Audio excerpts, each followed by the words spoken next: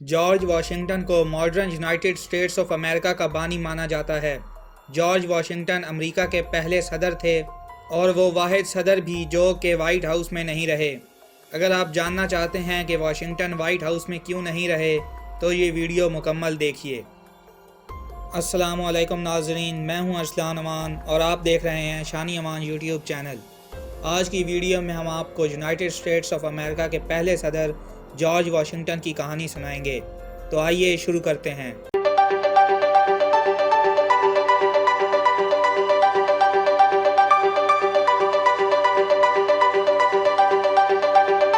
امریکی continental army کا commander اور یونائٹڈ اسٹیٹس آف امریکہ کا پہلا صدر جارج واشنگٹن تاریخ کے چند اہم ترین اور بااثر ترین فوجی رہنماؤں میں شمار ہوتا ہے۔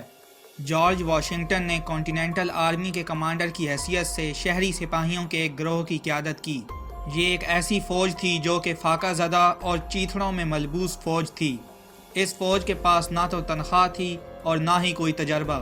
اسی وجہ سے جارج واشنگٹن 9 جنگوں میں شامل ہوا اور اسے صرف 3 میں کامیابی ملی، جبکہ 6 میں اسے ناکامی کا منہ دیکھنا پڑا۔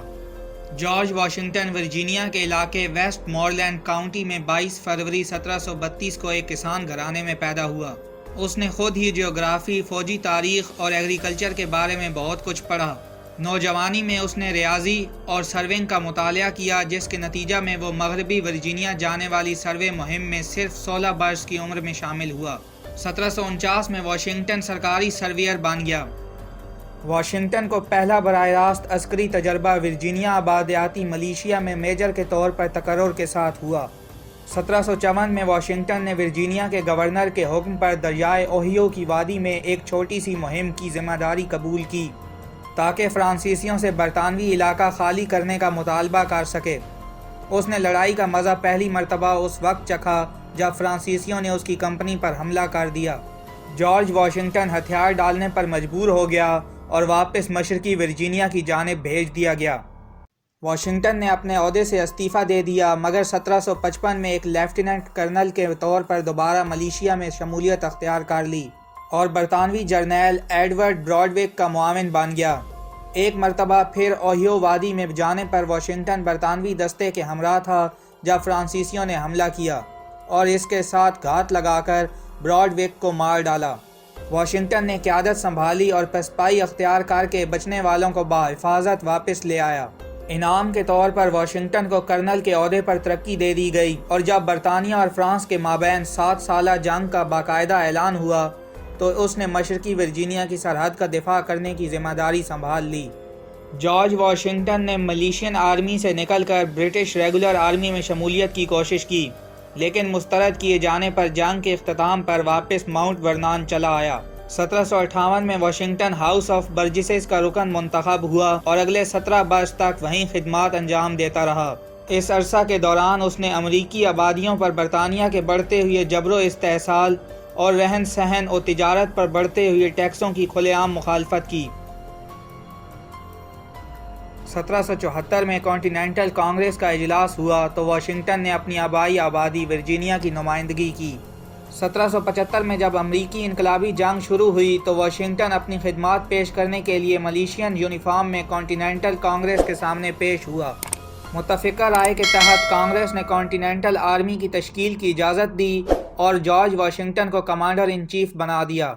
اس فیصلے کی وجہ اس کی فوجی صلاحیتوں سے زیادہ اس کی سفارتی مہارتیں تھیں۔ امریکی آبادیاں اس وقت دشمن دھڑوں میں بٹی ہوئی تھیں۔ ایسے موقع پر واشنگٹن دنیا کی ایک نہایت طاقتور فوج کے مقابلہ میں امریکیوں کو متحد کرنے کی صلاحیت کے مالک واحد رہنما کے طور پر سامنے آیا۔ واشنگٹن نے 1775 میں بوسٹن کے محاصرہ کے موقع پر کانٹیننٹل آرمی کی کمانڈ سنبھالی۔ اس کی فوج منظم نہیں تھی، لہٰذا اس نے اپنی فوج کو منظم کیا، وفاداروں کے ساتھ معاملات طے کیے اور ایک بحریہ تشکیل دینے کی کوشش کی۔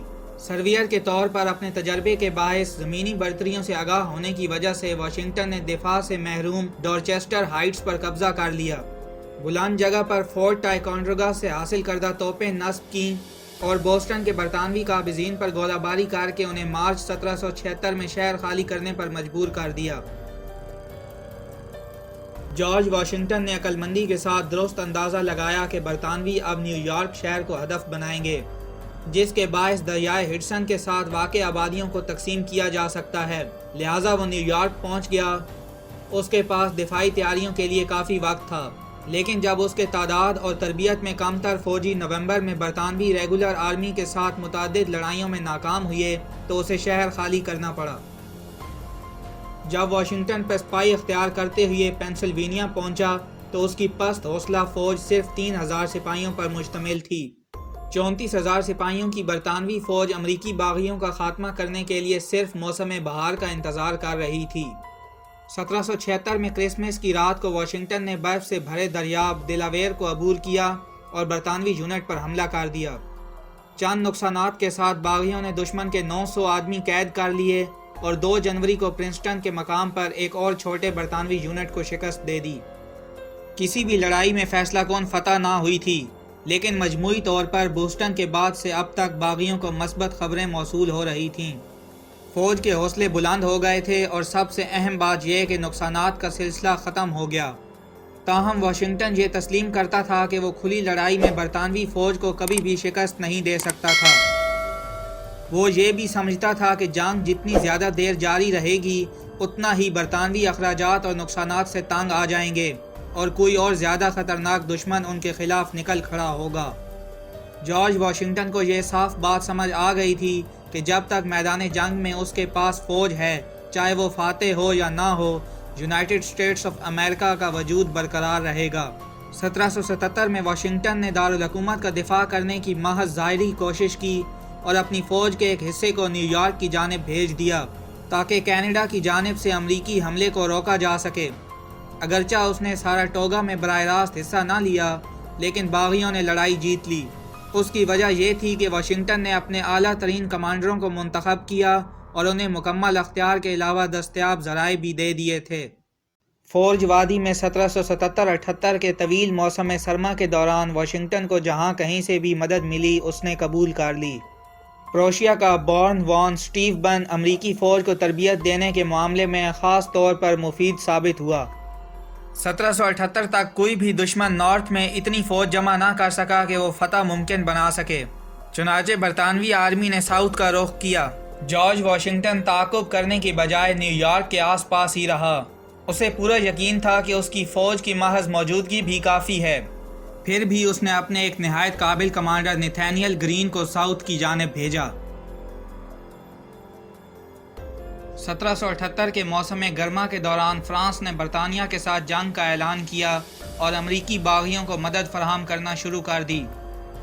واشنگٹن نے صبر کا مظاہرہ کیا، جبکہ گرین نے کیرولیناز میں کئی لڑائیاں لڑیں۔ 2 سال بعد گرین نے برطانویوں کو ورجینیا کے یارک ٹاؤن جزیرہ نما میں پسپائی پر مجبور کر دیا۔ واشنگٹن نارتھ میں برطانوی فوج کو روکنے کے لیے ایک چھوٹا سا دستہ پیچھے چھوڑ کر ساؤتھ کی جانب بڑھا۔ 7,000 فرانسیسی فوج اور 36 فرانسیسی جہازوں کی مدد سے وہ یارک ٹاؤن کا مقابلہ کرنے گیا۔ 19 اکتوبر 1781 میں برطانوی فوج نے شکست قبول کر لی۔ یارک ٹاؤن انقلاب میں واشنگٹن کی واحد فیصلہ کن فتح تھی، لیکن یہ بہت مفید ثابت ہوئی۔ اگرچہ 1783 تک جنگ کا باقاعدہ اختتام نہ ہوا، لیکن عملی اعتبار سے امریکی انقلاب یارک ٹاؤن میں اختتام پذیر ہو گیا۔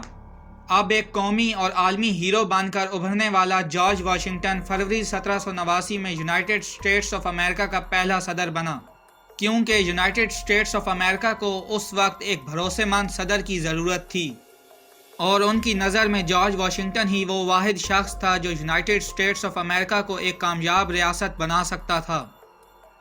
اپنے انتخاب کے 2 عرصوں میں اس نے جمہوری حکومت تشکیل دینے کے عمل کی قیادت کی اور بہت سے ایسے طریقے اور روایات قائم کیں جو آج بھی جاری و ساری ہیں۔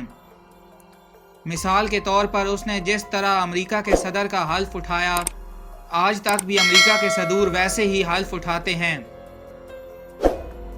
جارج واشنگٹن نے تیسری مرتبہ حکومت کرنے سے انکار کر دیا اور وہ واپس ماؤنٹ ورنان چلا گیا، اور وہیں 14 دسمبر 1799 کو جارج واشنگٹن نے 67 برس کی عمر میں وفات پائی۔ اگرچہ نیپولین، سکندر اعظم اور چنگیز خان جیسے دیگر فوجی رہنماؤں نے براہ راست میدان جنگ میں زیادہ کامیابیاں حاصل کیں، لیکن ان میں سے کسی نے بھی واشنگٹن جیسے دیر پا اور پائیدار اثرات مرتب نہ کیے۔ اگر واشنگٹن نہ ہوتا تو کانٹیننٹل آرمی وجود میں نہ آتی، یہ فوج نہ ہوتی تو آج شاید امریکہ بھی موجود نہ ہوتا اور شاید یہی دنیا کے لیے بہتر ہوتا، لیکن واشنگٹن اپنی قوم کا باپ کہلانے کا صحیح طور پر مستحق ہے۔ اب آتے ہیں اس سوال کی طرف کہ جارج واشنگٹن وائٹ ہاؤس میں کیوں نہیں رہا۔ دراصل شہر واشنگٹن ڈی سی کی بنیاد جارج واشنگٹن کے دور صدارت میں رکھی گئی اور اسی کے دور صدارت میں وائٹ ہاؤس کی تعمیر بھی شروع ہوئی، مگر 1797 میں واشنگٹن کی صدارت کے اختتام تک وائٹ ہاؤس کی تعمیر مکمل نہ ہو سکی، اور یوں جارج واشنگٹن وہ واحد امریکی صدر بن گیا جس نے وائٹ ہاؤس میں رہائش اختیار نہ کی۔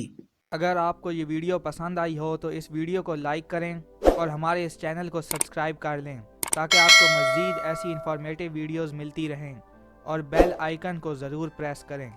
Thanks for watching.